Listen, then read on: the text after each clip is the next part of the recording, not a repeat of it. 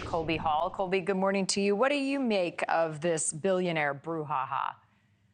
It feels like a megalomaniacal superiority complex, like literally, whose is bigger? And it's complete with rocket ships into space. Elon Musk is a provocateur.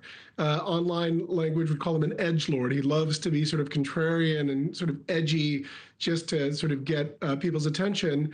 And, he's the richest person in the world right now by a pretty wide margin. And Jeff Bezos, I think, pushed back appropriately. But, you have two big egos. And right now, Elon Musk is, sort of first buddy to the most powerful person elect in the world. So got to think that SpaceX has a big advantage right now to leap the field against Blue Origin. Yeah, it definitely has the edge. But then Tom brings up a good point about government efficiency and where the U.S. government is spending its money. And he'll have to make the argument that space is a good place to put some of that investment.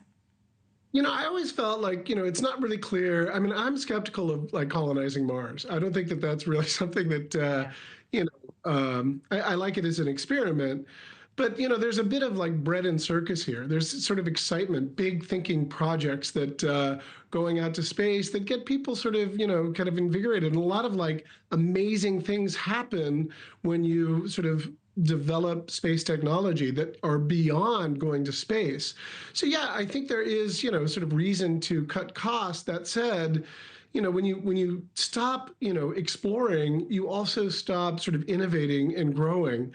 There's also a huge question that Elon Musk is advising, President Trump and his administration while also benefiting with these very, very lucrative contracts. And, maybe, Elon Musk is benefiting from this, and how that will be, the oversight over that relationship, I think will be an interesting thing for journalists to track over the next 4 years. The thought bubble that came to me when I saw kind of this friendship developing and then Trump wins re-election, is he the first president for them to send into orbit? I mean, they've got to be at least discussing something like that.